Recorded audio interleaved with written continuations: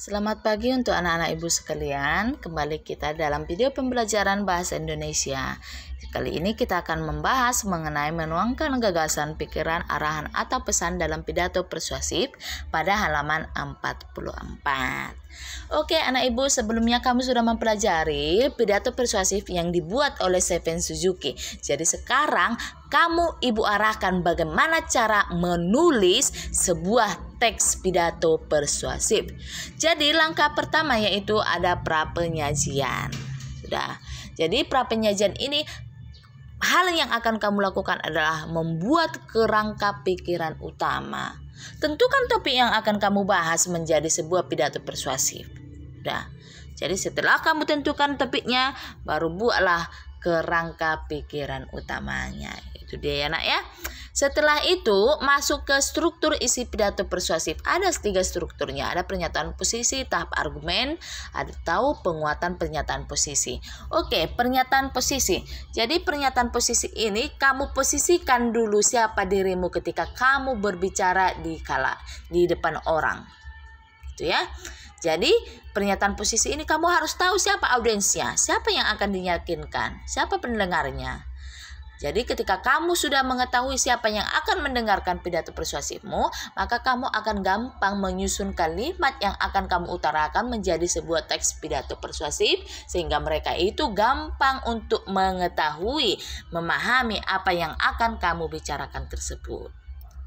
Ya, baru apa yang akan diyakinkan, yaitu topiknya. Jenis argumen apa yang menarik perhatian mereka. Oke, pendapat-pendapat apa yang bisa meyakinkan pendapat mereka, meyakinkan perasaan mereka. Apa pernyataannya? Pernyataan sudah menyatakan posisi secara jelas. Oke, jadi ini dia pernyataan posisi. Setelah pernyataan posisi ada tahap argumen. Jadi di tahap argumen ini, jadi argumen itu adalah merupakan pendapat. Jadi pendapatmu itu harus kamu utarakan secara logis sehingga mereka itu bisa menerimanya. Jadi caranya supaya pendapatmu itu secara logis bisa diterima, kamu sertakanlah dia contoh-contoh konkret. Kamu sertakan lagi tabel, gambar, dan kutipan. Baru buat lagi bukti-bukti dari pakar dan informasi statistik.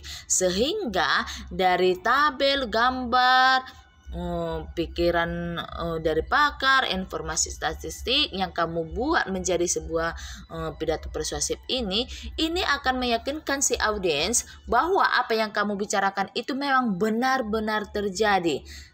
Karena ada faktanya, jadi mereka itu akan setuju dengan apa yang akan kamu katakan itu. Baru masuk ke penguatan pernyataan posisi. Jadi penguatan pernyataan posisi ini ada 3 tahap, yaitu yang pertama, memperkuat pernyataan posisi dan menekankan pikiran utama dengan menggunakan suara berbeda. Jadi suara berbeda ini ketika kamu berbicara itu sangat-sangat penting. Jadi nggak boleh flat atau mendatar saja suaranya. Jadi harus ada tinggi rendah nadanya. Mimik bahasa tubuh dan gestur. Jadi ketika kamu membuat atau di dalam berpidato itu amarahmu itu muncul, jadi harus menggebu-gebu. Suaranya itu pun harus ada tingginya. Ketika misalnya pidato kamu itu bernada kesedihan, jadi mukamu itu pun memang harus sedih supaya orang yang melihat kamu, orang yang mendengarkan kamu bisa memahami apa yang akan kamu bicarakan. Seperti itu dia. Yang kedua, argumen. Seperti yang tadi yang ibu katakan, di argumen ini kamu kembangkanlah bukti-bukti yang logis, didukung oleh bukti contoh atau ilustrasi, gitu dia ya. Yang ketiga ada tabel, diagram, foto, dan gambar ya. Ini sangat perlu di dalam pidato persuasif. Baru masuk kita ke pembelajaran selanjutnya, yaitu ciri-ciri kebahasan teks eksposisi. Ciri kebahasan yang pertama ada nominalisasi atau pembendaan.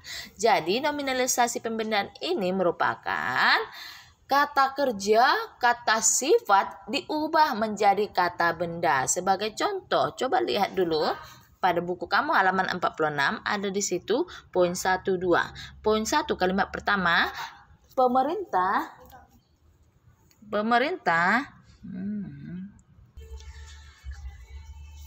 Pemerintah memberlakukan undang-undang anti kekerasan.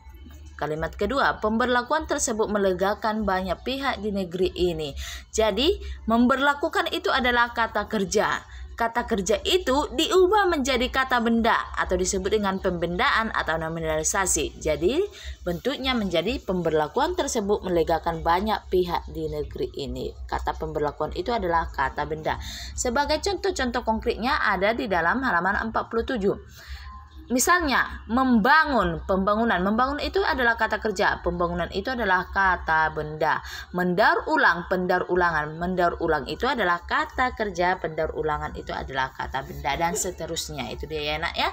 Yang kedua, ciri kebahasan yang kedua adalah bentuk pasif dan kata ganti orang. Ikan kak. Bah, yang di situ kak. Bahasa evaluasi menambahkan makna bahasa yang lebih kuat. Misalnya, hal yang paling penting bahwa semua orang, kata ganti orang sering dihilangkan. Pengarang berbicara secara persuasif tentang orang, tempat, dan hal yang sudah ada dalam teks. Misalnya, dia, mereka, bangsa Indonesia, warga negara. Itu dia ya. Jadi kalau bentuk pasif ini penggunaan imbuhan. Imbuhan pasif itu ada kalau aktif me dan ber, kalau pasif di dan ter. Jadi penggunaan di dan ter itu bisa nanti kamu lihat bentuk pasifnya. Baru yang ketiga ada kosakata. Kosakata yang digunakan sering berupa istilah teknis.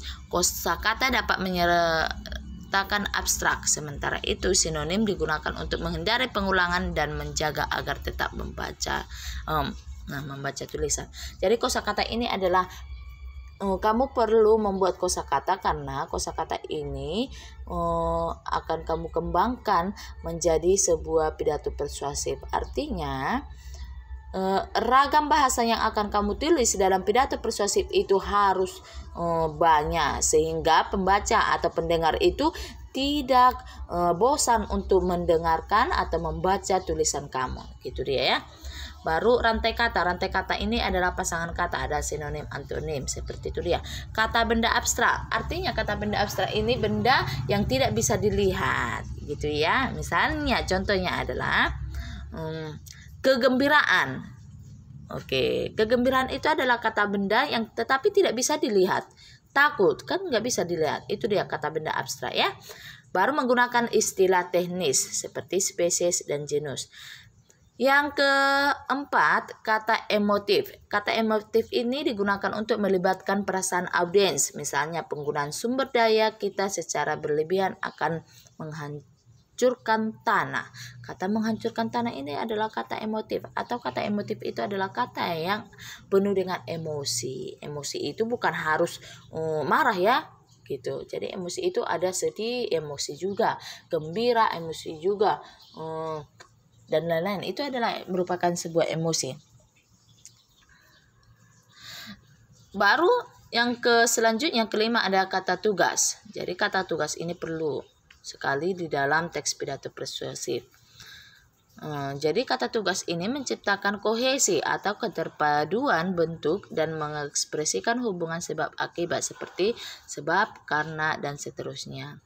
Alasan untuk tindakan atau pilihan ditunjukkan melalui penggunaan kata hubung antar kalimat. Misalnya, bagaimanapun hal yang mirip utamanya. Oleh karena itu, maka sebab dan alasan pertama itu adalah kata penghubung antar kalimat. Baru selanjutnya ada modalitas atau kepastian mulai dari yang moderat hingga ada derajat tinggi ditemukan dalam kata-kata terpilih. Sebagai contoh, sering, nyaris, paling banyak, umumnya, mungkin, dapat. Ini adalah merupakan bentuk kata-kata modalitasnya. Oke, sampai di sini penjelasan Ibu mengenai teks pidato persuasif.